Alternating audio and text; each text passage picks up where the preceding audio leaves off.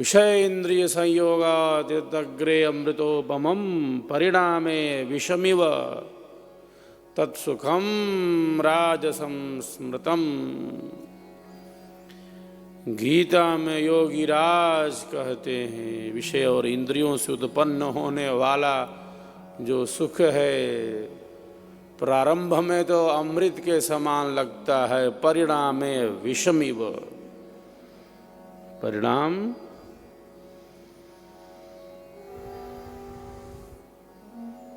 जैसे विष हो, जहर हो, क्योंकि वह बंधन में ही डाल रहा है और डालता जा रहा है।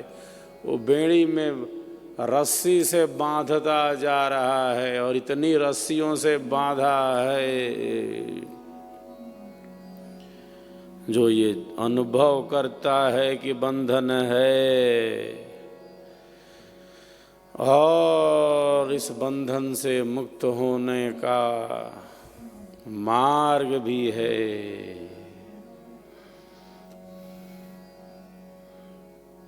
वेदाहमेतं पुरुषं महान्तं आदित्यवर्णं तमसः परस्तात् तमेव विदित्वादिमृत्युमेति नान्यः पंथा विद्यते अनाय।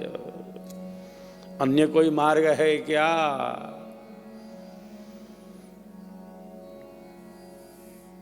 मार्ग तो वही है जो तमस से परे है, अंधकार से परे है।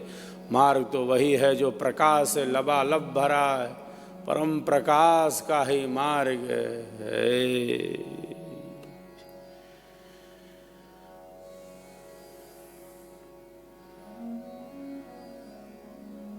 मार्ग ही प्रकाश का है।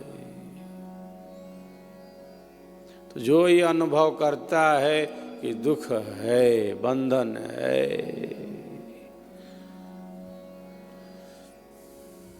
तो बंधन से मुक्ति का,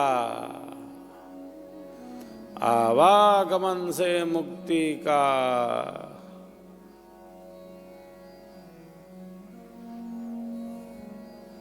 उसका पुरुषार्थ होगा।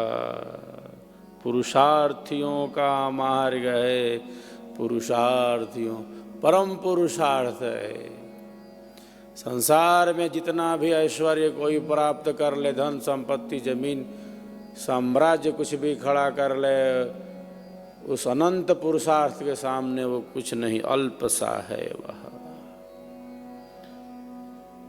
अत्यंत पुरुषार्थ क्या है जीवन में? सबसे प्रमुख अत्यंत पुरुषार्थ है अनंत शांति जो हमारे भीतर है उसका अनुभव, जो हम हैं उसका अनुभव।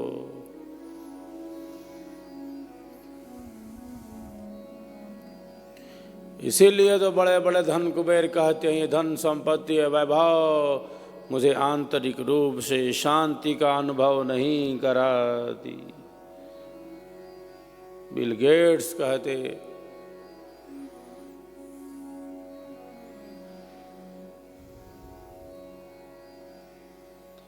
तो जो आंतरिक ऐश्वर्य है, जो परम पुरुषार्थ है, तो वो परम पुरुषार्थ है।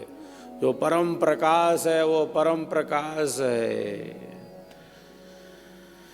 जो सच्चिदानंद है वो तो सच्चिदानंद ही है। संसार में कहीं पहुंच जाओ, कितनी भी भौतिक उन्नति कर लो, कितनी भी धन संपत्ति जमीन जायदाद मकान कार दुकान बना लो,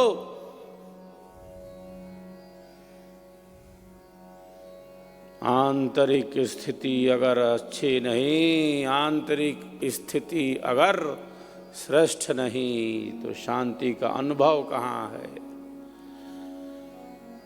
परम पुरुषार्थ है। परम पुरुषार्थ क्या है?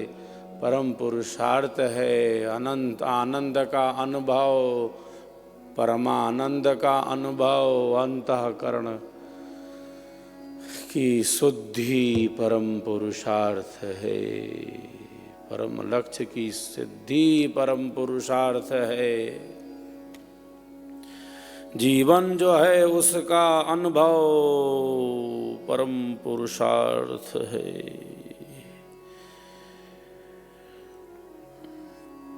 स्वयं को जानना परम पुरुषार्थ है, स्वयं को पढ़ना परम पुरुषार्थ है, आत्म तत्व का अनुभव परम पुरुषार्थ है, परमानंद की प्राप्ति परम पुरुषार्थ है। इससे बड़ी उपलब्धि कोई विश्व में अन्य नहीं। बाहर जितना भी है वो तो बाहर का है और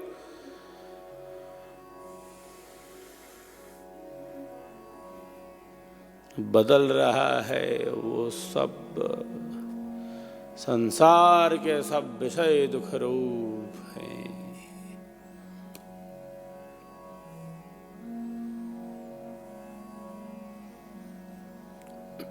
परिणाम दुख है, ताप दुख है, संस्कारों का दुख है और गुण वृत्ति विरोध का दुख है। एक संसार का सुख है।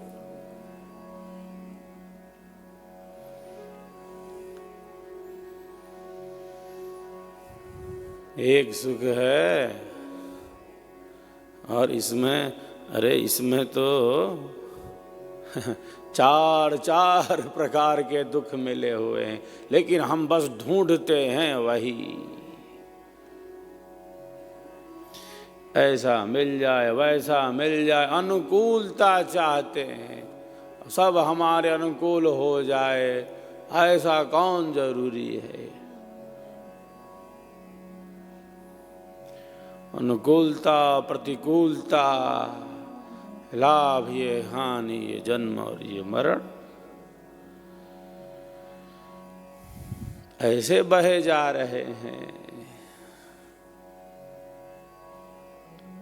इसको साक्षी भाव से देखने का प्रयत्न सहज नहीं है, सबके लिए सहज नहीं है। बाहर की परिस्थितियों से उद्विग्न हो जाता है, विक्षोभ हो जाता है, मन में उद्विग्नता हो जाती है। बाहर की परिस्थितियां भीतर तक हिला देती हैं।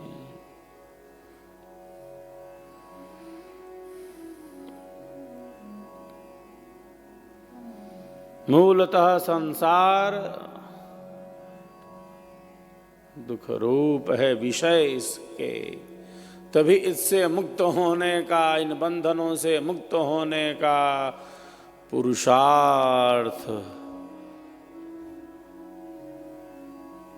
संभव है।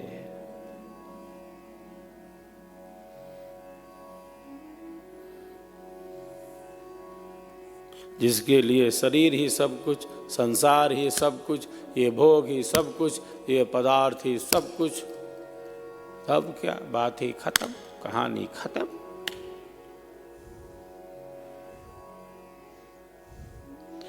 ये मिल जाए, कामना पूरा हो जाए, ये काम नहीं हुआ है, फंसा है मामला, ये हो जाए, वो हो जाए, ये हो जाए, ये हो जाए, ये हो जाए, वो हो जाए, ये काम नहीं हुए, कामना मेरी पूरी नहीं हुई, ये मेरा काम नहीं हुआ है। डिमांड लिस्ट बना के रखे, डिमांड लिस्ट बनाते रही, बनाते रहे, बनाते रहे।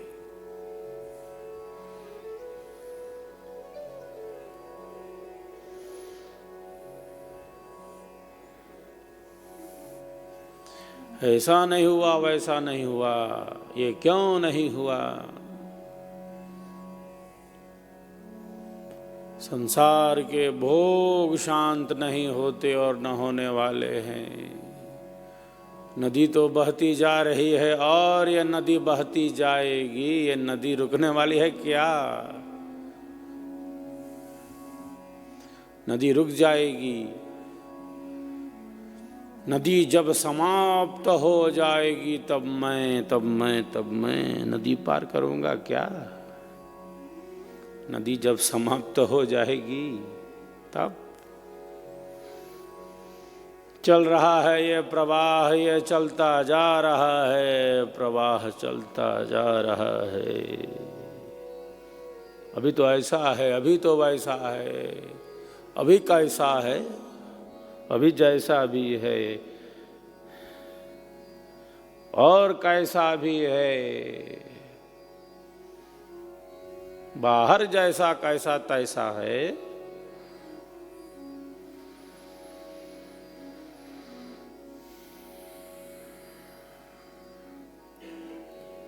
हमारी आंतरिक स्थिति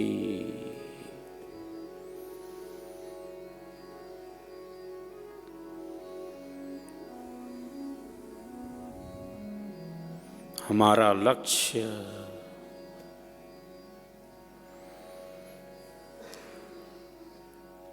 हमारे वास्तविक ज्ञान का प्रवाह कैसा है, वो बात है। संसार तो बदल ही रहा है और बदल ही जाएगा, कोई वस्तु स्थिर रहने वाली है नहीं और न होगी।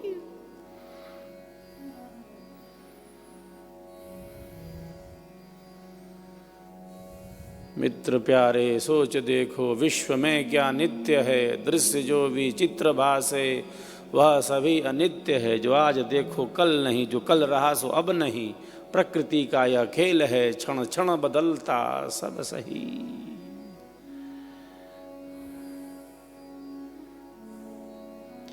इसी बदलते हुए को सब कुछ मान लें, शरीर को मान लें, यही है सब कुछ, यही पवित्र है। भोगों को मान लें, संसार के पदार्थों को मान लें, संसार के संबंधों को मान लें, अपने बाहर की स्थिति को मान लें कि हमारा पद है, हमारी ये स्थिति है, ऐसा है वैसा है। अपने कर्मों का अहंकार पाल लें, जो कुछ भी बाहर है उससे हम अहंकार में आ जाएं, जो कुछ बाहर की स्थिति है उससे हम अहंकार में स्थित हो जाएं, तो क्या इससे हमारा अंतःकरण शुद्ध हो जाएगा? हमें अपने अंतःकरण को शुद्ध रखना है, हमें अपने लक्ष्य को सिद्ध करना है, हमें परमानंद का अनुभव करना है, अहंकार में नहीं जाना। जो वस्तु जैसी उसको वैसा ही समझना। मैं ये, मैं वो, मैं फलाना, मैं ढमाका, मैंने ये किया, मैंने वो किया, मैं तू यह वह, मेरा तुम्हारा मार्ग अवरुद्ध हो गया है, बिल्कुल अवरुद्ध हो गया है, यहाँ पर अवरुद्ध हो गया है। इस बंधन से, इस बंधन से,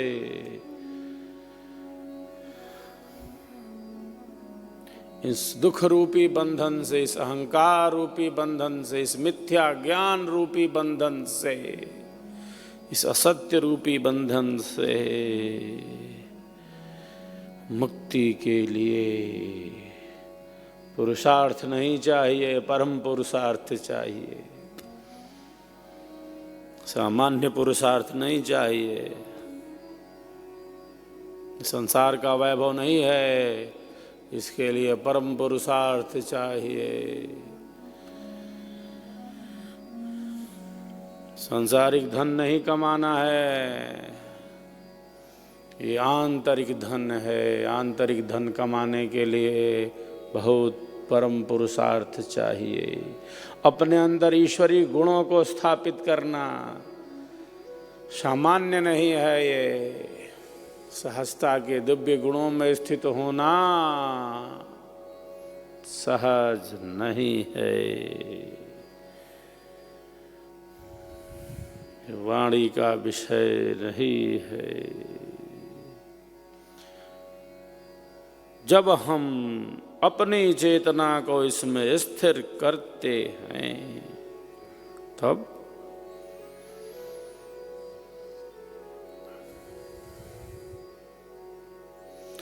जैसे जैसे हमारा ज्ञान बढ़ता है वैसे वैसे हमारा प्रेम बढ़ने लगता है।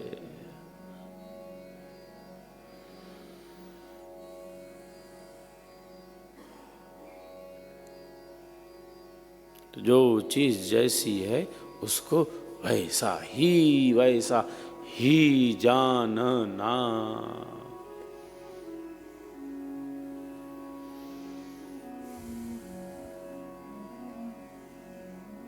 कोई संशय नहीं, कोई भ्रम नहीं।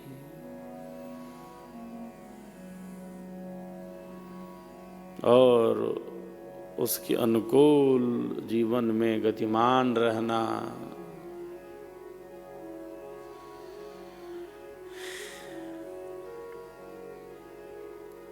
तभी अनुभव प्राप्त होता है,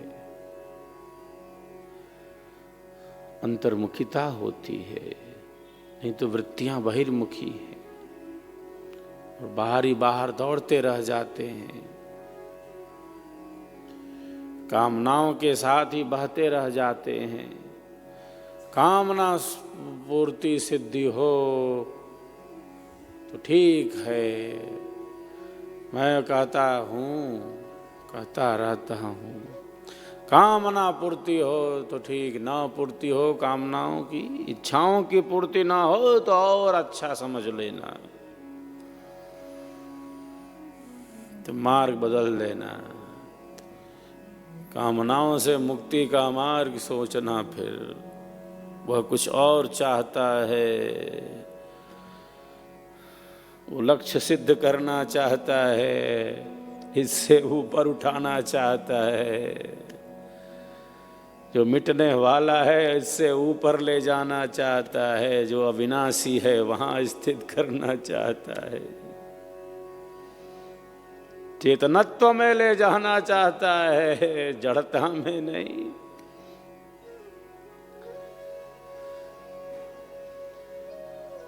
हम तो जड़ पदार्थों में ही जो विनाशी हैं उसमें ही जैसे इतने आसक्त हैं।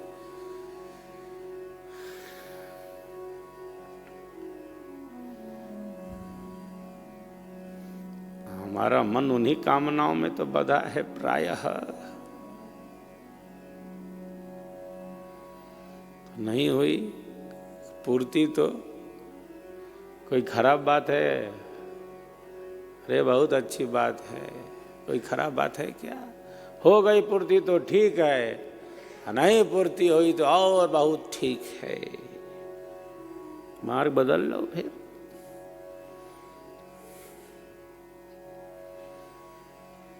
अंतःकरण की शुद्धि के पथ पर चल पड़ो।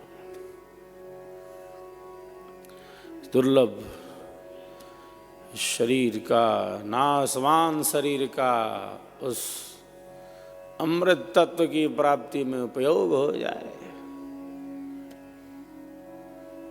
माध्यम तो यही है, पवित्र हो, विनाशी हो, मिटने वाला हो, माध्यम तो है।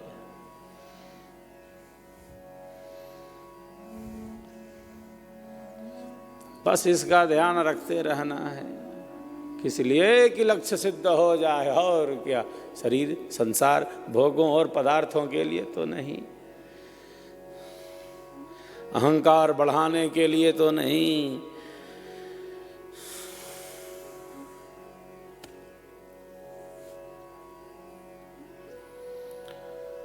संसार में डूब मरने के लिए थोड़े शरीर का ध्यान रखना है कि डूब जाए इसी में, इसी शरीर में डूबे रहें, इसलिए शरीर का ध्यान थोड़े ही रखना। शरीर का ध्यान रखना है अंतःकरण की शुद्धि के लिए, परम लक्ष्य की सिद्धि के लिए, परमानंद के अनुभव के लिए। लक्ष्य विहीन जीवन न हो। मैं तू, यह वह, मेरा तुम्हारा, जमीन मकान दुकान, बैंक प्रॉपर्टी के लिए रखना है शरीर को केवल, किस लिए रखना है? उपद्रव लड़ाई झगड़ा करने के लिए, किस लिए रखना है? शरीर को रखना है लक्ष्य की सिद्धि के लिए।